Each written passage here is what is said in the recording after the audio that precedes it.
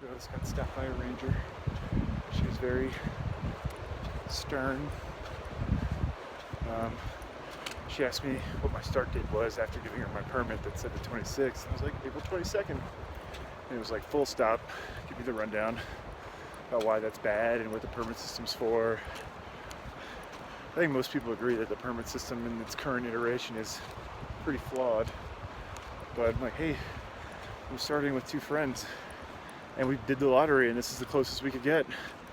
And one of them, Maynard, emailed the PCTA. I was like, I'm trying to start not just with a friend, but someone else who's my partner. Like, we live together.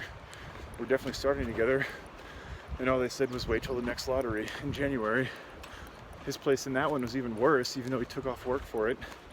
And he emailed them again, and they were pretty much like, thank you for your suggestions. So, and he explained that to her. But she's like talking to me about why. And I, never be argumentative with a ranger. They're just trying to do their job and take care of the wilderness. But I was like, well, if I had started 4 days late and they just took 2 zeros or 4 zeros in town and wait for me, and then like 4 days in, 5 days in, I catch up to them, what's the point? Like, I don't know. Maybe just charge $50 for a permit, and so many people won't just get one and then never show up. But I went to sign in on like the form while she was talking to me, and she was like, sir, put down the pen until I'm done talking, please. I was like, okay. Just make eye contact and wait for her to finish. Everyone else that's talked to us about our permits have been like PCTA, like ridge runners or whatnot. And I think they're just collecting data. I always figured it's best just to be honest. Yeah, we tried to start together, didn't work out, so we started in like the average Cubs date, which was the middle. And they're like, okay, thank you for being honest. So I told her, it was pretty apparent she's not collecting data. She's the one that enforces the rules regardless, so I'm kind of stern talking to. But hey, we're out here, and she didn't make us unpack our packs and show her our bear cans, which was great, because that was a while in packing this morning. And so heavy. Ooh. No recording it. Alright guys, eyes wide. Eyes wide.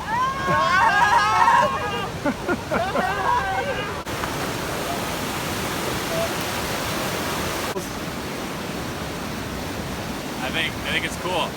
I mean, it's still kind of like transitional, still getting some desert stuff. Lots of heat, of course, but giant pine forests all around. Just came up a decent little climb, and it's kind of cruisy, I think, for the next mile or so. And there's a river or a creek that I'm gonna soak my feet in and maybe eat some lunch. But look at this. It's definitely too early to tell, but I'm starting to wish I had my hammock instead of this tent for the Sierra, because the Sierra is already probably going to be gnarly, but to have a gnarly hiking experience with a most excellent camping experience would probably be awesome. You can smell those pine fir needles. It smells so good. Oh man, and so much more shade. Like just one day in the Sierra and I'm already feeling so good about this place. Of course, we haven't hit a major climb yet, so maybe I'm jumping the gun. I see something weird. Grass and lots of trees. And oh boy, here we go. It, of course, doesn't look as cool on camera, but right there, that is all snow. Snow-covered peaks where we're heading. That is gnarly. And earlier, we were all pumped, and we were nervous, and we're nervous and pumped. And last night, I was kind of just like, wasn't even really thinking about the trail beyond that night. I don't know, I was in a weird mood. But now that I'm like, we're here, we're carrying the weight. I've got, in this sucker, big old bear can, and my food bag, both mostly full. Ice axe, all that good stuff. And now that we're out here, I'm feeling pumped, man. I've already seen a few smaller animals that I haven't seen before in the desert. I'm seeing grass, I'm seeing snow. Yeah. Walking through this meadow for a while now. I'm gonna stop and water up at this creek and maybe find some shade up in those trees for lunch. Man, this really nice song playing. I was with a group of 7 people and all of them have dropped off one by one to like have lunch or take breaks or whatever. And I just kind of felt like I had this whole walk through this meadow, walking into that mountain like all by myself. And there was this really nice song playing, and I just was having one of those magic moments on the trail that usually doesn't happen till like the evenings when I know I'm almost done for the day and there's like a pretty sunset. But like you can see like a small creek or lake down there. It's been a good day already.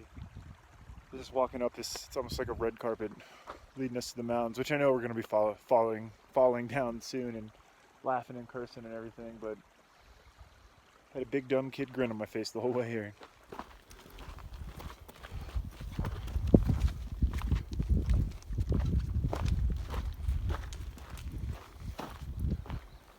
So much pine.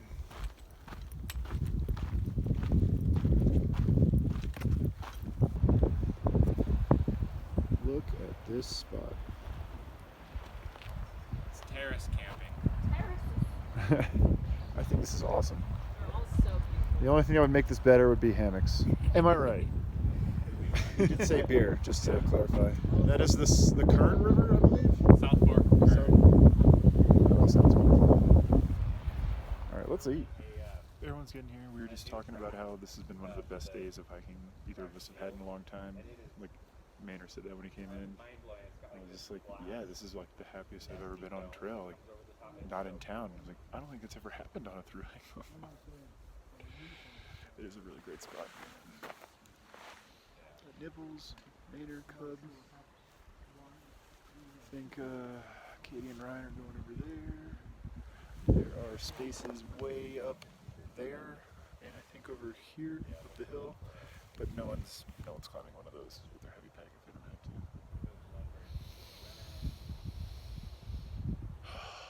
This place is awesome.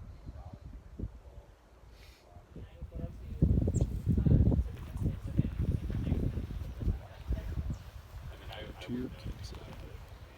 Yeah, the main What's strip. happening? You would want to be like, yeah. But I think won't it be easier to catch?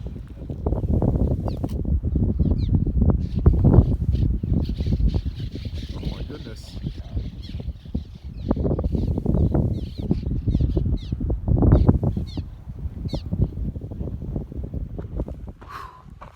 Alright, bright and early.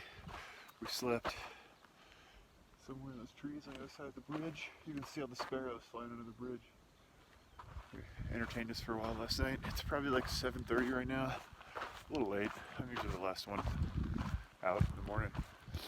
But I think we're going up over this little hill and then way up over there with that tall guy and beyond. Man, it's chilly right now, but it got cold last night. Probably high 30s, maybe low 40s if I'm a bit of a baby. I'm using my 20-degree quilt that I took with me on the AT. That served me more than well, and I've taken down to 20 in a hammock, of course, with like a 20-degree under quilt, and wearing thermals and a puffy and everything. But last night, man, woke up. That's the last time in the Sierra I'm sleeping with my tent doors like open. Woke up, put my puffy on, curled into a ball, and was still shivering for a while. I think what we did wrong, or what I did wrong, is we got to camp early. And around 5 or so, I made my dinner, and I was like insatiably hungry, and I kept like nibbling on other stuff, and one to lighten the bear can also, but I probably ate a little too much. But then we hung out for like 2 or 3 hours, maybe 2 hours, then I watched a movie on my phone for a little bit. So by the time I fell asleep, it was like 9:30 and I hadn't eaten anything in forever. So I think tonight or this afternoon I might forego the afternoon snack, because even when we do 20s, we still ended up finishing like early afternoon, or like at least 4 or 5. So after a big lunch, you don't really need that snack. So I might hold on to that, still eat a little early dinner because I'm ravenous when we get to camp at the end of the day.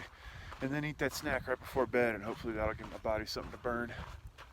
Otherwise, might get a little too skinny out here. Which doesn't seem possible for me right now. Seems like a pretty awesome place to get water. And we got the first Sierra snow.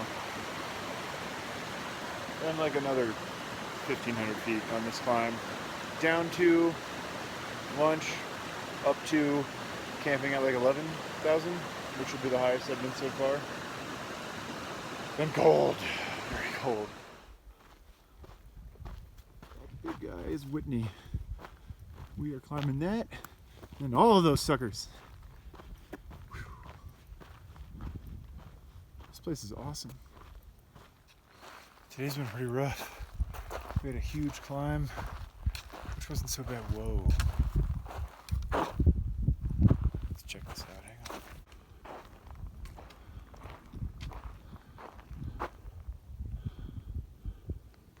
Pretty sure Whitney is covered by that hill, but it's the other side of that white guy. We're going over those. I don't know what that is way out there. Some awesome rock formations as well. But after we got to that first climb, it was so snowy, over 10,000 feet. Eventually, it took us a long time. There was some trailblazing going on, some bushwhacking. Everyone's following the wrong footsteps instead of the trail, which was covered in snow. And then, it took forever. Just every step, you know, all your muscles are flexing. You're trying not to slide down the hill. A few people pulled out their ice axes. Not that it was dangerous, it was just like no one wants to have to climb back up. But we got to the top and saw that the downhill was even worse, steeper. Finally put out the old micro spikes. And then 7 or so miles of decent downhill or flat. But now we're going on 4 miles uphill. I think it's another 2,000 foot climb at elevation. And we all this heavy weight, spikes, axes, bear cans, long food carry. It's